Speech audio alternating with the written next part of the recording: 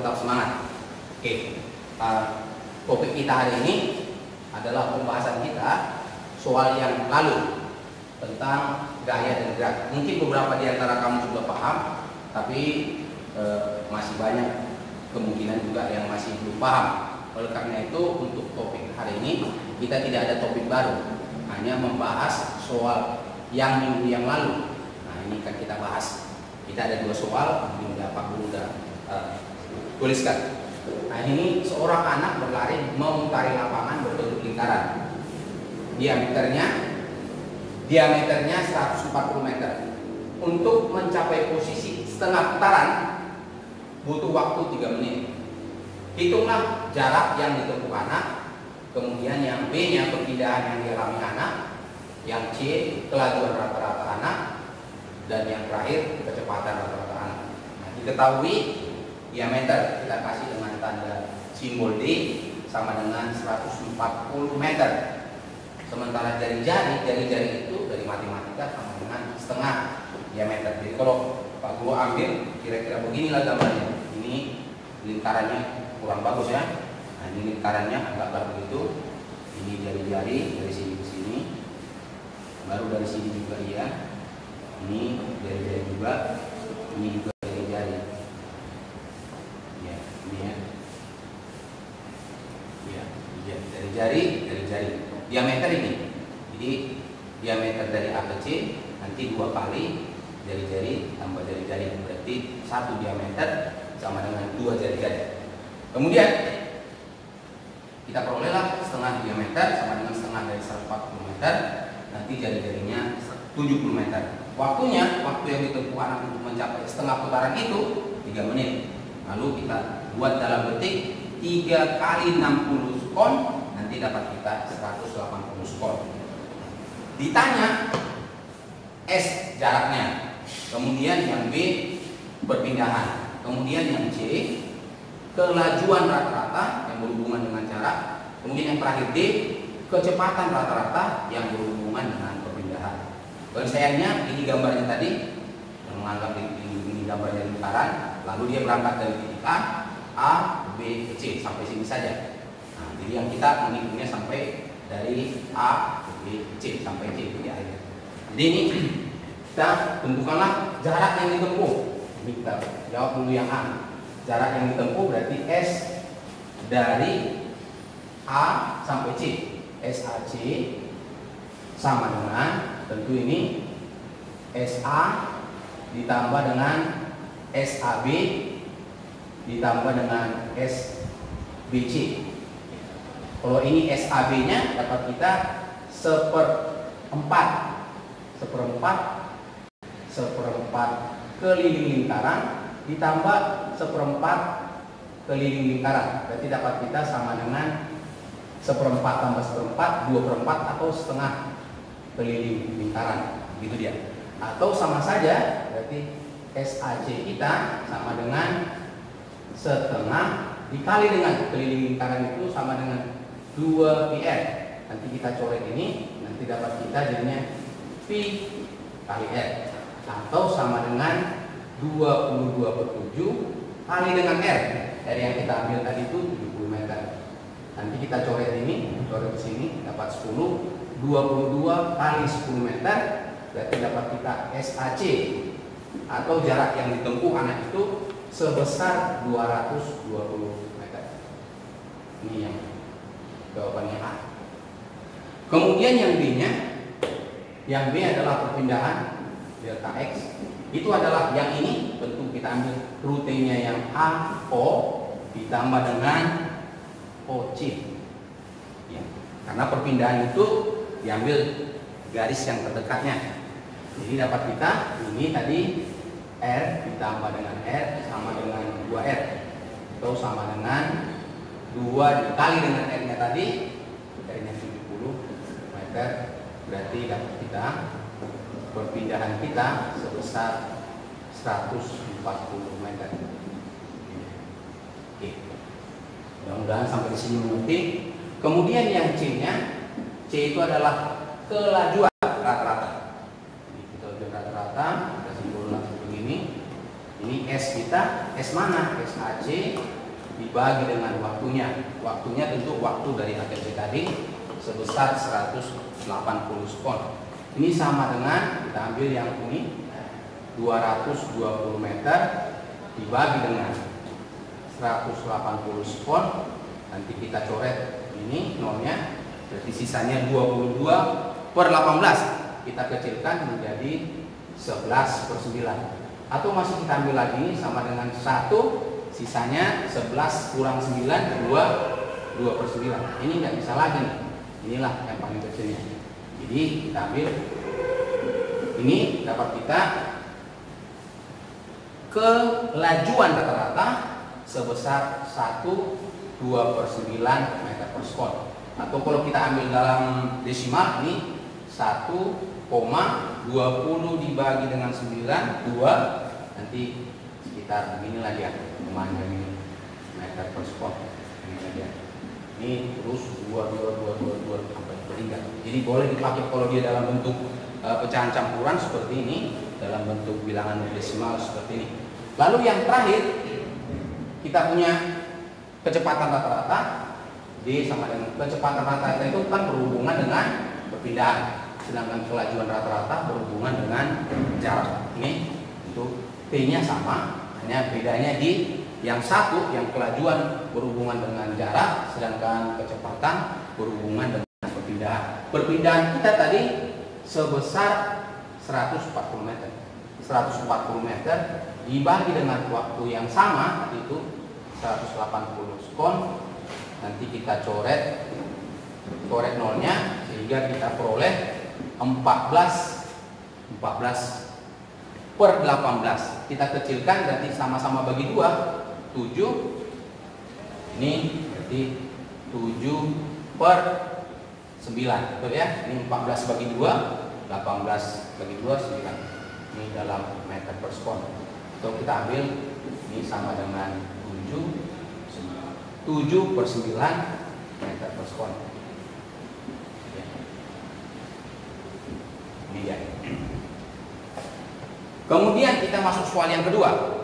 Sebuah kapal bergerak ke arah utara sejauh 12 km selama 24 menit. Kemudian bergerak lagi ke selatan. Nah, berarti sebenarnya tidak bergerak lagi, yang pastinya itu berbelok arah sebenarnya ini. Nah, jadi putar arah dia ke selatan sejauh 16 km selama 36 menit. Tentukanlah, ini sama dengan pertanyaan yang di atas, hanya ini karena space-nya kurang, jadi Pak Guru singkat-singkat saja. Sebenarnya ini harusnya jarak yang ditempuh kapal. Jadi ini Pak Guru singkat saja: A jarak, B perpindahan, C kelajuan, dan D kecepatan. Ini udah Guru tulis yang diketahuinya supaya lebih cepat. SU itu ke utara tadi 12 km. SU menyatakan jarak ke utara, jarak yang ditempuh kapal. Kemudian SS itu sama dengan 16 km. 16 km itu tadi di sini jarak yang ke selatan. Ini ya, ke selatan 16 km. Kemudian waktunya TU atau kita sebut waktu yang ke utara itu 24 menit. 24 menit, lalu TS 36 menit. TS itu waktu yang ke selatan. Lalu T totalnya adalah TU ditambah TS 24 menit tambah 36 menit sama dengan 60 menit, atau kita sederhanakan 1 jam. Nah, ini TT itu menyatakan waktu tepat.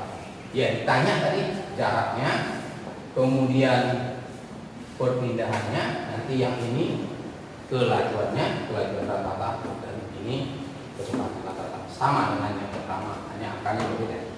Kalau kita lihat begini, ini dia gambarnya. Kita buat sketnya dulu. Jadi kata-kata itu kita buat dalam bentuk gambar supaya pemahamannya lebih jelas. Ini ke utara. Ini Pak Guru sudah tandai, tanda ke atas itu utara, ke selatan ke utara. Lalu kita buat menjadi 3 foto dengan catatan dibuat di sebelah sini. Kita anggap ini ukuran 1 cm. 1 cm itu dikasih tanda 3 begini. 3 ini artinya identik. Identik itu setara atau sebanding, itulah. Jadi artinya 1 cm di buku kita, di gambar buku kita itu menyatakan 4 km. Apakah selalu kita buat 1 cm 4 km? Tentu tidak. Boleh jadi 1 cm identik dengan 2 2 km atau dan macam-macam, atau 1 cm identik dengan 6 km.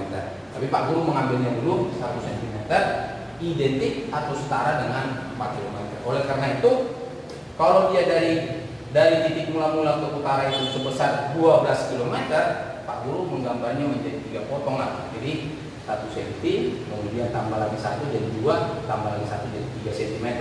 Jadi saya menggambarkan 12 km itu ke utara itu menjadi 3 potong. Kenapa? Karena tadi Pak Guru menyatakan 1 cm itu saya gambar 1 cm identik dengan 4 km.